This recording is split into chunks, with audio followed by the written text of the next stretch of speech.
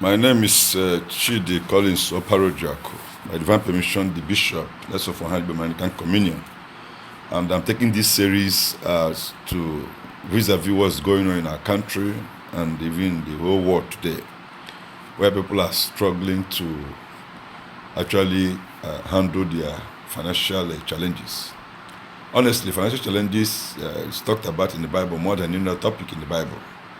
Bible two times talk about finance, everything about finance. Unfortunately, the Christians hardly look at that direction. They see money as evil. Money is not evil on its own. Money is part of the vehicles that carry the gospel beyond our shore. You cannot carry the ministry outside your environment without money. And you cannot do much without finance. Finance is not evil. But what is evil about money is the love of it. When you place money above your worship to God, above your still worship, when you place it above your attention for God, when you go out for money at the detriment of your fellowship with God, it becomes the evil. But as for money, it's not evil. The Bible even said in Ecclesiastes that money is a shelter. He said the answer to all things. So there are a lot of scripture that talk about money. And because I talked about money, and we have taken time to study about money, if you look at Matthew chapter 20, 25 or thereabouts, you hear about a case of a man who was traveling and gave 5 talents to a man, another 2 talents to a man, another one to another man, and asked them to move into the society and do business with it. He's going to come back to ask for account. And eventually he came back and asked them to come and give account. The man he gave 5 talents hit the road. And then he came back with another 5 talents, which was called 100% profit. The man he gave 2 talents hit the road as well and came back with another 100% profit, 2 over 2. The man he gave 1 never invested the money, and he gave excuses and said that his boss was a hard man, a man who reaped where he didn't sow, a man who got where he didn't scatter, and as such he hid the money, and the man should take back his money. And response from that man is enough message for every one of us. It's a multi-million message. He says, since you know I'm hard and I gather where I didn't sow, you would as well put my money in the bank. So on arrival, I'll collect interest. And I tell you the gospel truth. That's a whole lot of episode on its own. But he called the man lazy and wicked. Many of us, the way we handle our finances portrays that we are lazy, because laziness has a way it creates excuses. Laziness has a way it makes people look down on themselves. It has a way it moves the personality you have in you. He said you are a lazy man and you are a wicked man, and he condemned his actions. And even what he had, he collected from him and added to the man who had more. So there are a lot of scripture that talk about money, a lot of it, not in negative form, but in positive form. But the use of money is what makes it, the attitude of money is what makes it have a negative influence. So I'll be looking at this first part. I'll be looking at the 10 immutable laws that govern us.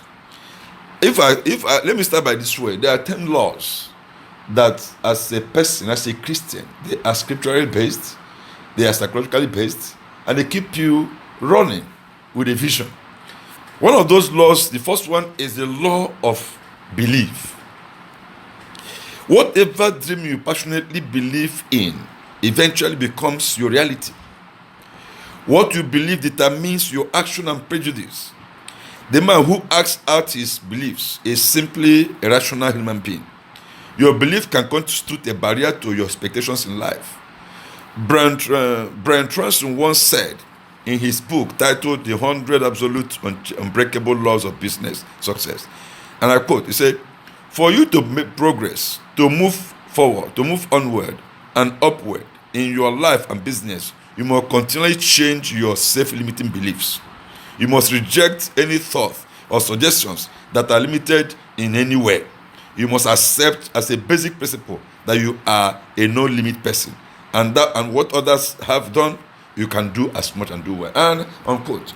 Now, when you look at that, for you to succeed in life, you must believe in your person as a person. You don't need to allow people to drive you crazy and look down on you, belittle you, talk you down. You don't even need to accept the position that you are down. It does not matter who is involved, no matter what is involved, no matter the challenge. The issue on ground is God created us to believe in ourselves. He didn't create us to believe in, just depend on Him. No, He created us to believe in ourselves and then explore the relationship we have with Him. That's why, as a Christian, as a person, before you succeed in these principles and this is what I'm talking about, you must have a relationship with your Creator. You must be born again. It's compulsory, because when a man is not born again, he lives in crisis. When you have the law of belief, believes that you are the image of God, you are God's like, you're after God's likeness. And if that is true, means you are a creator. By being God's image, you are a creator. Not just being a creator, you are supposed to accomplish whatever God has said you should do. No wonder He left Adam and Eve in the Garden of Eden. He said that they are out to walk it and dress it. God didn't want to do that for them. God asked them to do that for themselves, because that is the assignment they ought to do. They are to create, they are to appoint, they are to name, and they did all of that. Bible created them. God said we are created for manifestations, for multiplications. If you look at Genesis chapter 1, verse 28, verse 27, 28 to 9, He said, let us make man in our own image and after our likeness. Not just that, He says, so that the man can multiply, the man can increase, the man can replenish, the man can subdue, and the man can rule over the earth, over the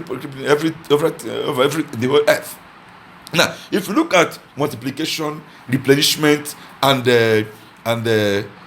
subduing, and all of that, none of them has in play. None of them is arithmetic inclined. They are geometric. So God created a capacity to multiply, not just children. No, not just children. No. Multiply whatever thing you are doing. If you cannot multiply, what that simply means, you can't produce your kind. Bible created and said God created things, and those things created, we are mandated to create their own kinds. So when you can multiply, you cannot create your kind. And if you can't create your kind, I tell you, that's the worst kind that can happen to any man who cannot create his kind. You must create your kind. How do you create your kind? You multiply. Not just multiplying. He said we should replenish. Why do you replenish? You replenish something that is lacking. So you can't live a life that is not multiplying, that you can't live a life that is not replenishing or not increasing and expect to be called a child of God. No, it's not possible, because the image of God in you and God's likeness in you manifests in God's procreation package for us: multiplication, increase, replenishment, subdue, and rule over. That's law of belief. So the law of belief is the key to all the laws. It is the nucleus of all ideas for success and prosperity. A reflection on the biblical concept of Moses and 12 spies reveals a lot about this law. The 12 men sent to spy the promised land left as a team. You know the story very well. Left as a team. But on coming back, they came back as two teams, because 10 chose to be afraid. 10 chose not to believe in their capacity and ability. 10 chose not to believe in what God can do. But the other two believe in what God can do. And the same report was given. There was no mystery. The same report. No one said we cannot. This one said with God we can. The group 2 that contained only 2 persons said with God we can. The one that had 10 persons said we cannot. So by that we cannot, they already been defeated inside. But they've been defeated inside, I tell you, they cannot move forward. Look at the scripture says in Numbers chapter 13, verse 27 to 33. It says, when we went into the land to which you sent us, and it does flow with milk and honey. Here is its fruits, but the people who live there are powerful, and cities are fortified, very large, and descendants of anarchy are there. The land we explored devoured those living in it. All the people we saw there are great sizes. We seem jittered before them. We seem like grasshoppers. Now these are leaders who never believe in their capacity, what they can do. They've been sent. Remember, these are chosen leaders from the 12 tribes. They are chosen leaders. Each person was a champion from his tribe. And these same people are giving kind of message to the whole people. So you can see they don't have belief. They don't even trust in what they can do. They believe they could not make it due to the size of the inhabitants, the fortified city, the strength of the people who were descendants of anarchy. But these obstacles were factors that should have brought out the best in them. These obstacles this challenge, these excuses are supposed to be the factor that's supposed to produce the best strength in them. But they ignore it. It is at such times you take your ability to next level. You continue to resist yourself, to restrict yourself to your usual level without reaching out for greater height. You will stagnate in life. When anyone does not believe himself, he stagnates in life. When you stagnate in life, nobody can help you. And if you don't say you're existing, nobody can say you're existing. Nobody in this world is ready to showcase you, except you're ready to make them showcase you. He must force people to showcase you. By that doing, you must believe in yourself first. God, Bible says, as a man thinketh, so the man is. So when a man does not believe in himself, he can hardly think well. And if you cannot think well, that simply means you can never believe in yourself. And you can't believe in yourself, you must fail. Nobody believe can make you. No, you must believe in yourself. Several people Jesus hid in the Bible. He never hid them because of other people's faith. He hid them with their faith. The blind Bartimaeus in Mark chapter 10, verses 46 to 52. Jesus said to the man, you are healed. He said, what do you want me to do for you? He said, my sight. He said, thy faith have made thee whole. Not Jesus' faith. The man believed that he can be whole. He can be made whole. So he requested as my sight. What was the woman of issue of blood? In Mark chapter 5, verse 24 following. The woman said to herself, if I will touch the hem of his garment, I shall be made whole. And she struggled.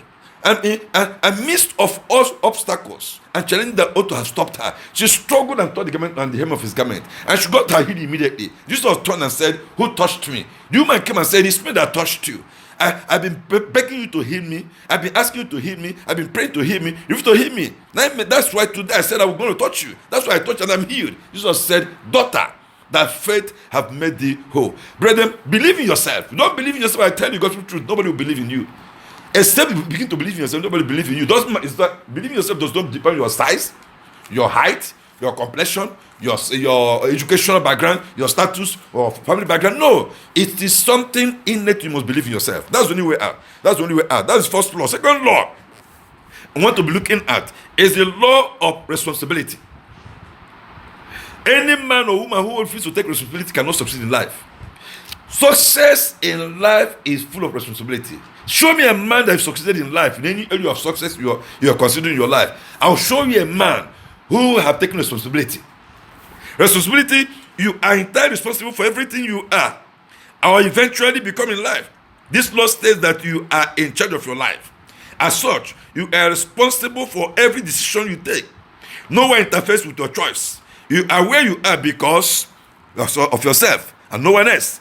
You chose to be the kind of wife to marry, the kind of career to pursue, the kind of house to live in, the type of social to keep. Nobody else does these things for you. It is your personal responsibility. Hence, when choosing, you must be ready and courageous enough to accept that attendant consequences. For every choice has the consequences attached to it. Consequences of any action could be positive or negative. But whatever it may be, you are responsible. You must. When a man does not take responsibility, he can't succeed. There's no success in life without responsibility attached to it. In short, I tell people always that every success you have, if you have 100% success, you have taken 250% responsibility to achieve it. That's the only way out. No success comes from the blues. You don't go claim people's property. You hear people claiming people's property. They go to somebody's else car, they stand by the side of car, they hear the car and they say, I tap to the anointing. That's robbery. That is laziness. That is nonsense. You tap to whose anointing. Work for the vehicle and get the vehicle. You don't have job, you don't create job, you don't create employment, you don't go for job, you don't raise for money, and people's car, you're claiming houses. No, it's not done. Take responsibility. Tell yourself what you want and pursue it well, and by taking responsibility. Don't go and start to fold your hands into your two legs, into your two laps, and expect man to fall. Man does not fall any longer. Most of miracle testimonies you hear, they are miracles, they are not really miracles. There are men who have worked hard and receive answer to their effort, and they say it's a miracle. It's a testimony. No, God have not created us for this kind of things we are doing with ourselves. We are gradually killing ourselves, destroying our capacity and ability without knowing. Our skills are no more developed. We don't know what to do any longer because we are not. When you take responsibility, your best will come out. When you take responsibility that is bigger than you, the best in you will manifest without struggling. So that's about responsibility. Now look at the scripture that says, it's a typical scriptural example is Moses and the promised land. Moses was given the mandate to take the people of Israel to the promised land. But he never got there because of his temperament. For lack of water to drink, the people murmured against him and even gathered to oppose him. And Aaron, God told Moses what to do, but he could not control his temper.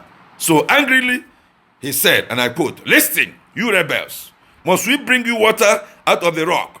Then Moses raised his hand and struck the rock twice with his staff. Water gushed out, and the community and their livestock drank. The Lord said to Moses and Aaron, "Because you did not trust in me enough to honor me as holy in the sight of Israelites, you will not bring this community into the land I gave them." Numbers 20, verse 10 to 12.